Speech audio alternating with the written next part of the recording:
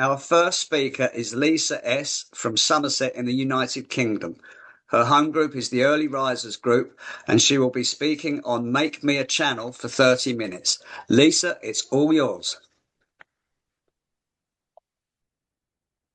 Hi guys, thank you so much, Andrew, and all of you on the team. What a beautiful meeting. And I'm Lisa, and I'm an alcoholic.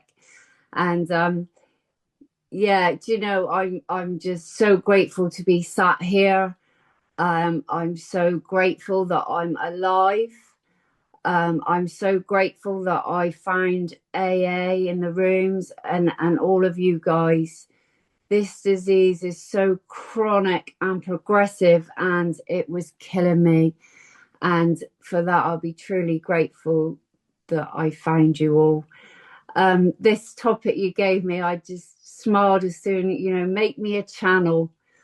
And well, I more grinned because, I could have said the St. Francis prayer or any prayer till I was blue in the face before I come to you guys and done the 12 steps, because it would have meant nothing. It would have meant absolutely nothing, because my channel was so blocked that I had, if I'd have any prayer I'd said, I had no feeling for it. It wasn't, the intention wasn't genuine. It was just words. And, if I'd said a prayer to bring love and joy and hope and light, I had none myself. I was incapable of giving it to anybody else. So the only way for me, and as I see it, is that to unblock my channel so that I can bring all these things today, was from doing the 12 steps. And unblocking all these things, I see that, like, my channel, God, as I've been shown, is deep down inside of me, and that channel is coming up from out of me so I can let God out. If I'm blocked from if my channel's blocked, I can't bring any of these good qualities, the true birthright qualities, what I have deep down inside, and God, to let that channel open. And so from doing the steps and getting rid of these blocks and getting my channel to open to be all these things, inventory was key. And to look at myself and be told for the first time that, I am the problem. And at first I was quite disgruntled about it, because I thought, what do you mean? But selfishness and self-seeking, self is my problem. And itself, it is, it says it's self-sacrifice, all these things, so in the self-forgetting that I'm reborn. And by doing the inventory and looking at all these things and realizing, that power of the pen and paper, and to start with, it was, the power through the pen and paper, and then that brought me to the power of God, of my understanding. Not an easy process, because after years and years of living this way of life, in the madness of alcohol and being selfish and self-seeking, and I loved a good old self-pity, and it was blocking me from this flow. It was blocking me from the sunlight of the spirit, was blocking me from everything. And to see that the drink was just a solution, the real problem was deep down within. This problem is an inside job. And no one told me this. Everyone forgot to tell me that my problem was deep down inside. I was told lies. I was told that the God is up in the sky, and heaven was in the sky, and I went there if I was good and, behave myself, and there was a magic wand if I prayed hard enough and behave myself, and then I'd get the answers to my prayers. It was all backwards. Everything I had was backwards. This is an inside job, not an outside job. And when I realized this, you know, the penny started dropping. I thought, wow, you know, I've been searching for all these outside things to make me feel happy. The job, the house, the marriage, the, you know, relationships, everything. And all along, I've had it deep down within me. I've had it all this time, but I didn't know that. I didn't know that until I come into Alcoholics Anonymous, and I've been shown this path, and I've been shown what this miracle, what really can happen if I follow these, you know, these simple, clear-cut directions, what's outlined in our big book. You know, it's amazing how this, it still blows my mind how these steps work. And you know, going through the step 4, and I'm quite a visual learner, so I visualize the blocks, and I could see this wall blocking me. And as I'm going through the steps and going through doing inventory and looking at my blocks, or defects we call it, or flaws, and I can see that I'm slowly removing them. And then the beauty of in step 5, then, in, you know, after I've, you know, that self-searching, it is uncomfortable, and you know, but it's so necessary. And then after, in the step 5 promises, and it says I start to feel the nearness of my creator. And you know what I did? I really felt it. I remember it vividly. I felt like, whew, it was like a weight had lifted off my shoulders. I felt, you know, this warmth start growing inside of me, something I've never ever felt before. I've always been felt so lost and sad and discontent and restless all my life, even before I found the drink. And that was the problem. When I put the drink down, then I was left with the problem why I picked up the drink, because I was back to feeling restless and discontent and irritable and sad.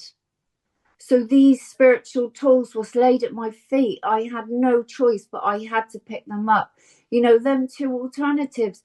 I didn't want to die. I wanted to live. I wanted to get well, but I didn't understand what was wrong with me until I come into these rooms, and I could start dismantling all these, you know, the old beliefs and what I've been programmed, you know, all these things I've been told all my life, or you know, from schooling, from parents, from, you know, government, from everything, all these things what I believed, and what has held me down. You know, a lot of these things as you know, impacted my life forever. So, you know, sweeping away all these old beliefs, sweeping away all these deep rooted fears, and really, really having a deep dive into me, and then connecting with this power. You know, when it said lack of power is my dilemma, that's my dilemma, not the alcohol. The dilemma is that I had no power. I thought I had all the power. I thought I could control the world. I thought I could control you. I thought I could control, you know, my family, my friends, everything. And lack of power, I had none. I had no power, no choice, no control over this alcoholism, and it was killing me. It was like slow suicide. I was slowly dying day by day, and not just, you know, my body was dying, but also my soul. You know, this soul sickness, again, it's the soul. What I had to find something to fill this void instead of alcohol or any other things. And that is where the power, I had to find this power, what I lacked, and that became the power of God. You know, unblocking myself to find this, opening this channel, was down to these steps, and going through and really evaluating me and all my behaviors, my best bit of the steps, and I talk to my sponsees a lot about it, and it's step 10. It's one of my favorites because that's when it really, you know, I'd done all the hard work and talking about this business of being an inside job and having it all back to front and thinking God was in the sky. And then it said, you've now entered the world of the spirit. Wow. I was like, wow, what a feeling. And I really felt that. I really felt it. You know, and I cease fighting anything and anyone. Oh my days, all I've done all my life is argue with everybody and anyone, including myself. I could fall out of myself. My mind is not my friend. So when I'm entering the world of the spirit, and you know, and I start getting told things like, you are me and I am you, we are all one. And I'm like, oh, and still it makes me feel so warm, and you know, hearing the birds and seeing the sky and seeing the sun, we're all one. And I'm not separated. I felt so isolated and alone all my life, and now I realize we're all one. What a beautiful feeling. And you know, entering this world of the spirit, and I'm not fighting anything anymore, and I had to, you know, think, yes, because I've just done the step 9 promises. Fear of people and of money has left me. Like, what? You know, I've always been frightened of what people think of me, what people will say. Will they like me? Will you like what I'm saying right now? You know, and money, always worried that I'm going to have enough money, or if I've got the right clothes on to fit in, to look the best, to look like you look like, to have my hair done like you do. You know, now I'm in the world of the spirit. I can be my true, authentic self. And everyone can either love me or hate me, but it doesn't matter, because do you know what I'm told now? I've only got one judge, and that one judge is God. And he's unconditionally loving me no matter what. There's no bad, Lisa. And that beautiful prayer when we say, you have all of me, good and bad. He wants me, he loves me, good and bad. Not what I've been brought up to believe, that if I'm naughty, I'm going to a dark pit, and, you know, all these really dark thoughts. No wonder I was full of fear. You know, the fear thing, you know, it tells us we're driven by 100 forms of fear. And my God, you know, from the minute I put the TV on and I'm watching the news and I'm hearing it, it's fear. No wonder I'm walking around full of it.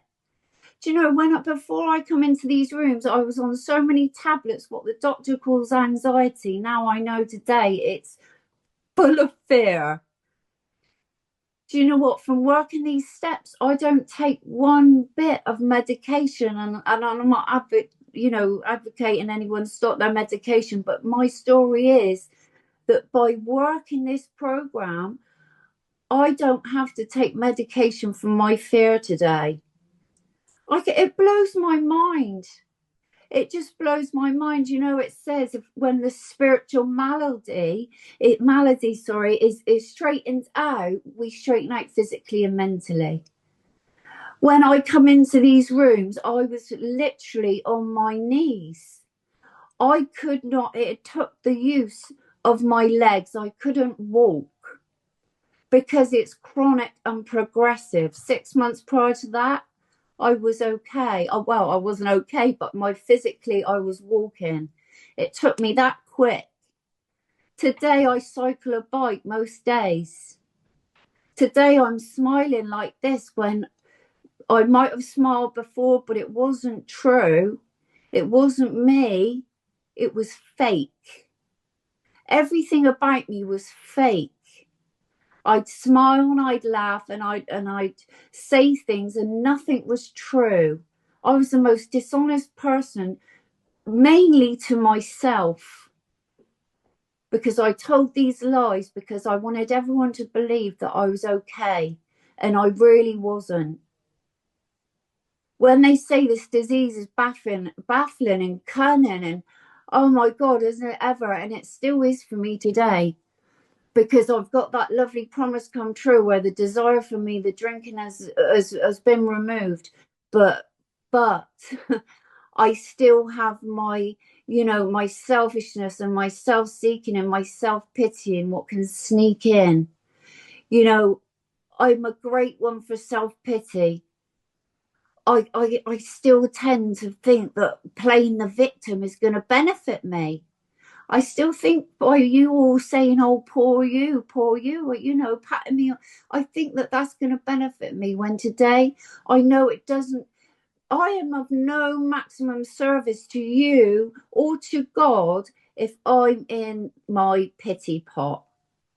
And today, when I start sliding into it, feeling sorry for myself, the life gets lifey, things happen, but I can get myself out of it because I've got work to do.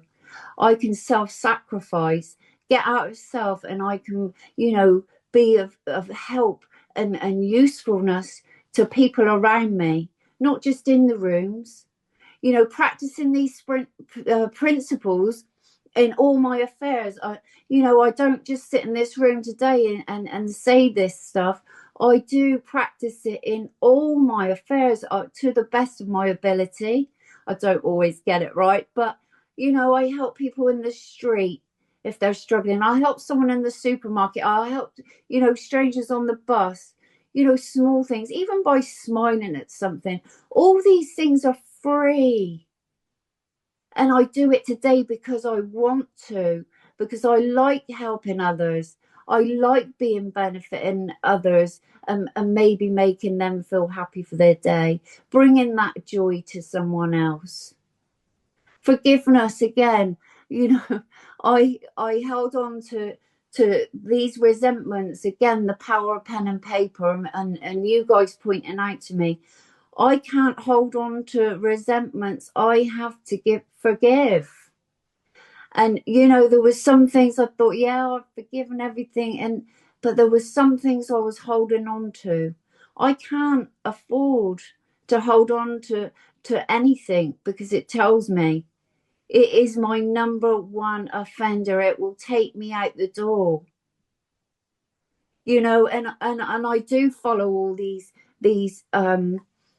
instructions. I follow all this to the best of my ability because my life depends on it. Without following all these steps all damn day long, every day, no day off, I won't make it. And many don't. And I'm witnessing this on, people are leaving these rooms quickly. And I'm not going to be one of them. When they told me to stick and stay, I've got Gorilla Glue on my backside. I'm staying in this seat and I ain't moving, because I know where that path leads. That place is so dark and awful. I am not going back to that. And as long as I keep following these clear-cut instructions, and praying and meditating, that channel, making my channel, I can say that today and mean it. God, make me a channel of thy peace. I can, where there is hatred, but I can bring love. When there is wrong, I can bring forgiveness. When there is error, I can bring truth. When there is doubt, I can bring faith. And when there's despair, I can bring hope. I hope today I'm bringing hope to someone who might be struggling, because I tell you what, this stuff works. And I know a beautiful person who says this, and I believe it. This has 100% success rate if we do all what is asked of us. And I believe that. And I hold on to that. And I do everything what's asked of me. Trusting God. I really, I can have this faith, but do I really trust it? And there's a huge difference for me with that, because I can say, yes, I believe in God and I let in the power, but do I really trust? You know, I had this incident back along with my daughter, and it was horrendous, and I felt the fear and the panic come in, and I took this deep breath, and I thought, and what I do, I put my hand on my heart. I have to remember who I am. I have to remember that I have God inside of me. I have to remember that deep down inside, I am pure, I am honest, and I have to trust that God's will for me is whatever it will be. I have to accept, when I trust God, that nothing in this world happens by mistake. It's done. It's already done. And all the worrying and fear and, you know, self-pity, it doesn't matter. I can spend days or weeks of worrying and be full of fear of a situation what, you know, I cannot control, because it's done. God's got it. And that's where the trust for me comes in. Really, truly letting go and remembering. I often think, because I'm a great forgetter, I smirk at myself a lot, because I know when I'm forgetting these things, because I feel it. I feel the pain when I'm starting to be controlling or selfish or manipulating, you know, all them defects that I have. I feel it, and it's like I'm being prodded and poked, and God's saying, you're doing it again. And I say it out loud, I've done it again. And I think, right, okay, pause for me. I tell you what is the game changer for me throughout my day, because do you know what, again, I can say my prayers and my meditation in the morning, but then I can't leave it there and then just jog on and think, right, job done, tick. Throughout the day, I have to carry these prayers and carry God's will for me all through the day. And when the, you know, situations come up and it's challenging, people are challenging, or things what I don't like, you know, people, I come up with my plans and ideas, and other people have got their own plans and ideas. Like, how dare they? You know, and I don't like it. So I get comical. So my pause land is my life saver, my game changer. I pause, I put my hand on my heart, and I say, God, and I have to remember, guide me, show me how to be loving and tolerant, how to, you know, live these spiritual principles, to see that, you know, where I'm not always right. Can you believe that? I'm not always right. I always thought I was right, and now I know that I'm not. And sometimes, do you know what? It's even easier to be free than to be right, to not argue and just accept and move on and be that loving, kind, tolerant person that I should be. And I want to be today. It's a beautiful way to live. I wouldn't trade it for the world. Is it easy all the time? Absolutely not. Do I make mistakes? Absolutely. But this is the beauty of this program. You know, God loves me unconditionally. I can review my day at night if things have slipped through the net through my step 10 when I haven't done it immediately and rectified it. I've then got my step 11 to see where I have been resentful, dishonest, or afraid, where I've got angry, where I've been controlling, all the things and why I've done it. And let's learn from it, Lisa. Come on, tomorrow will be a good day. I love this way of life, and I love AA. And I tell you what, I wouldn't trade it at all. And you know, I still know so little. And the beauty is that God is constantly disclosing more to me every minute of every day. My eyes get wider and wider, and that channel is getting wider and wider. That flow of God coming from me inside, flowing out. God, you make me a channel. You make me a channel of thy peace. And it definitely is in the self-forgetting that one finds. And it is this new reborn to eternal life.